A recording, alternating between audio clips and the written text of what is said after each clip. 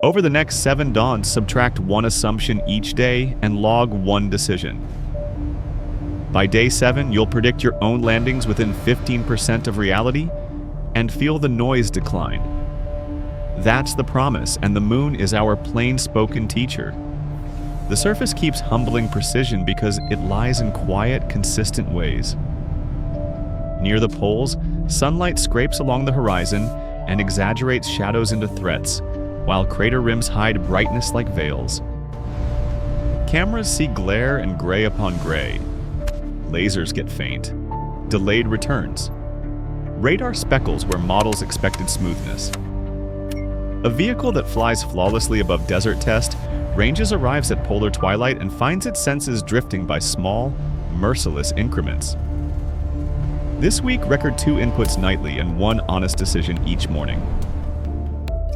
People ask how crews landed safely with pocket calculators while modern machines still trip. The answer is discipline, not nostalgia. Humans flew with primitive automation but trained to distrust any single gauge, and they preserved manual exit ramps when numbers felt wrong. They practiced on dangerous rigs and rehearsed ugly frames until reflexes were boringly sound. Autonomy is fast, judgment is adaptive, and resilience lives where those two overlap. No shortcuts. Consider altitude, the deceptively simple variable that wrecks otherwise noble designs. A laser slated to arm near 3 kilometers stayed quiet until roughly 900 meters, with descent close to 66 meters per second. By the time thrust rose, margins had vanished. On another attempt, guidance shut down early, believing the surface was underfoot when 5 kilometers of sky remained, and the craft fell like a stone. One impact etched a crater on the order of 16 meters across, a clean signal that altitude truth arrived too late. Terrain relative navigation treats the moon like a map you learn, not a number you assume. Instead of trusting a single altimeter, the system matches live camera frames to stored landmarks, estimates pose, and guides the descent even when dust turns laser returns to mush. It is the lunar version of a pilot glancing outside to cross-check an ornery gauge. The method matured across deep space demos and polar datasets, and now flies with real confidence, NASA 2019. It thrives because it treats uncertainty as a training partner rather than a bug to ignore. Before acting today, cross-check one measurement with a different, independent instrument. Dust complicates everything. Lunar regolith is sharp, electrostatically lively, and eager to dance under exhaust plumes, rising into curtains that blind optics and scatter lasers. Radar sees grain chaos where smooth averages were promised. Cameras lose contrast. Returns grow ambiguous. Filters argue like tired jurors. At the South Pole, the sun's low angle turns pebbles into knives of shadow, and every gentle slope hides a slide. With no air to carry sound, you can't hear trouble coming. You infer it from telemetry going jittery in patterns you learn to respect. LRO 2022. Here is where margins become mercy. On lunar-class landers, a few percent of propellant margin buys tens of meters per second of rescue delta V, enough to crab sideways, hover for a recalibration, or wave off cleanly. Schedules need the same buffer because last-minute small changes multiply, risk the way dust multiplies glare. The teams that sleep at night protect those margins against charm and pressure, and they report them in joules and seconds, not adjectives. You do not negotiate with gravity or deadlines, you prepay for them with mass and patience. On Tuesday, rehearse one failure end to end, then decide with written notes. A young flight software lead kept refreshing the news, terrified of derision. She shaved margins to look bold in review slides, then restored them, after a near miss taught her that applause is the most slippery censor of all. Later, she defended her numbers with plume models, slope statistics, and a quiet insistence that mission safety is not a mood. Fear of opinions evaporated when the vehicle behaved exactly like physics said it would, not like headlines demanded. Operations fight noise too. During one descent, a console operator muted the newsroom feed. Outside voices insisted the profile was reckless. Inside, the downlink showed healthy rates, clean power, and a heartbeat of dust across the lens. He finished the checklist, called touchdown, and unmuted to arguments already several minutes behind reality. Someone always asks for late changes that borrow against safety. A project partner kept arriving with just one tweak, smiling as shifted cost onto the future. The team drew a freeze date and linked exceptions to fuel, schedule, and a flight-proof reason, not charisma. He protested, then relaxed when the ship stopped drifting. Constraints made creative oxygen instead of resentment.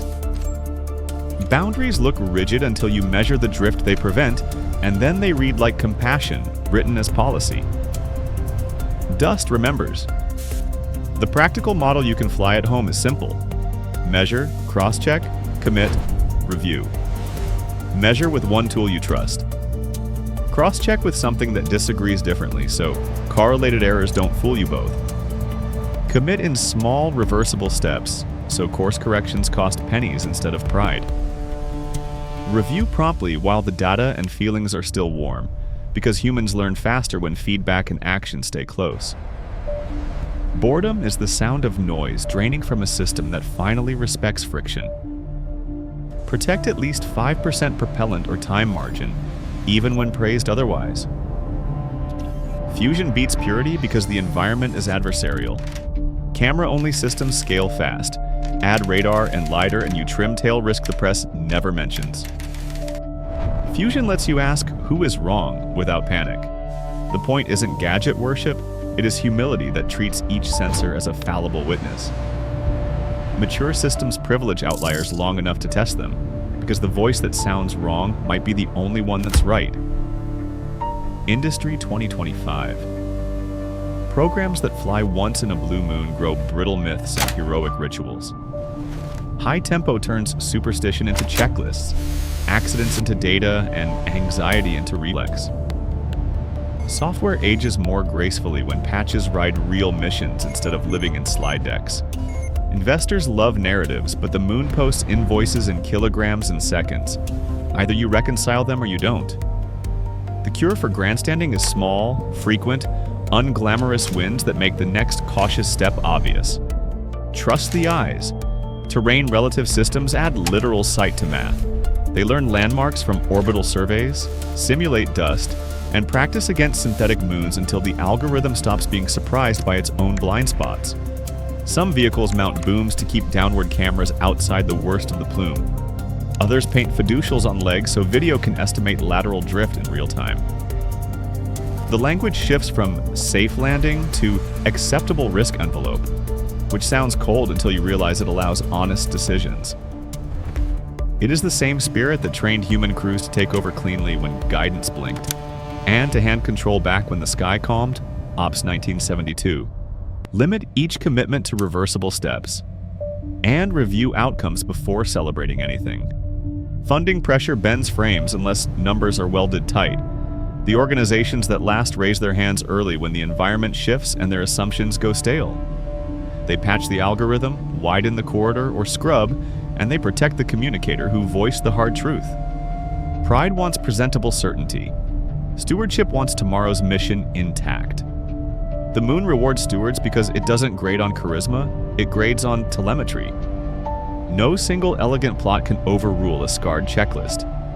That sentence belongs on a wall where people perform under time pressure. Checklists are unromantic for a reason. They outsource memory to paper while adrenaline tries to make you a poet. Apollo crews learned that habit on dangerous trainers. Modern teams learn it in simulation farms and dry runs until one ugly frame arrives and the habit pays.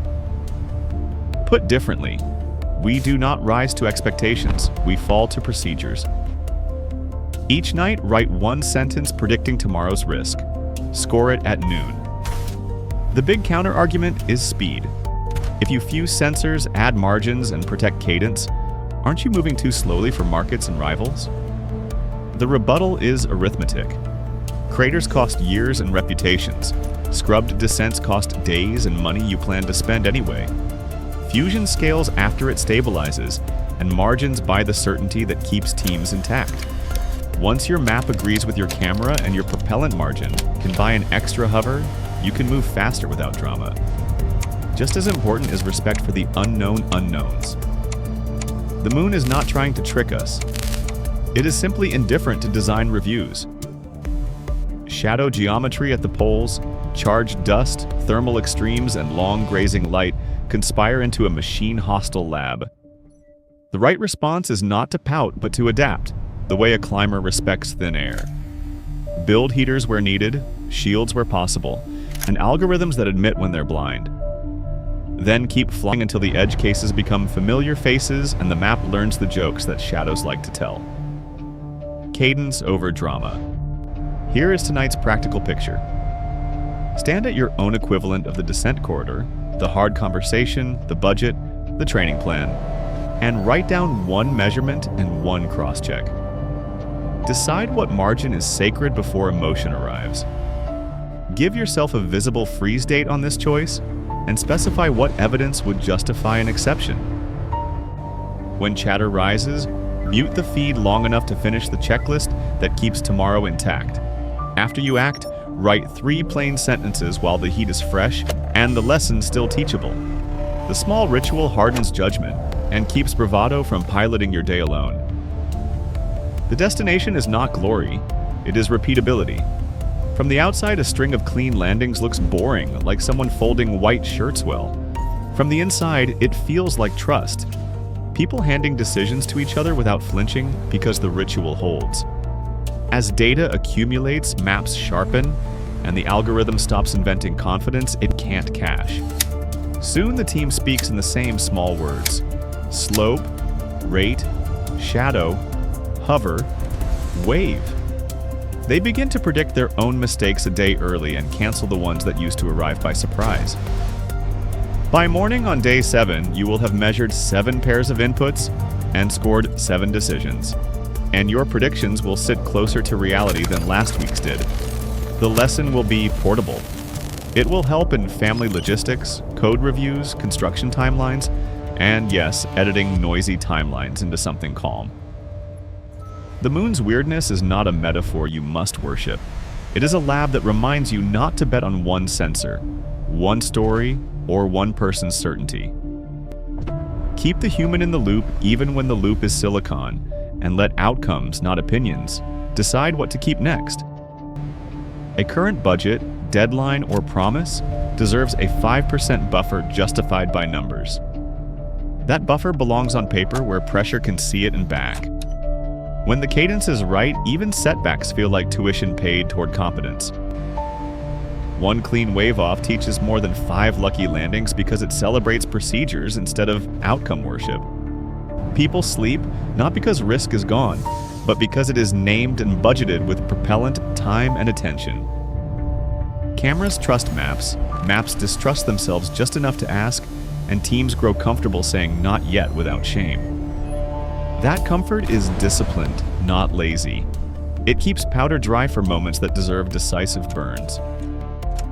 On the far side of this week, picture a landing that reads as ordinary from the outside. The camera finds landmarks, the numbers agree, dust blooms but stays manageable, and the flare is unremarkable. Inside the loop, breaths shorten during the hover and lengthen at the call, but the playback later looks almost dull. That dullness is grace. It means your instruments learn to argue constructively, your margins paid the exact bill you expected, and your checklist caught the human tendency to improvise when calm would do. Finish strong with a second challenge. For the next 7 dawns, protect 1 buffer, run 1 fusion check, and mute 1 feed until the checklist is complete.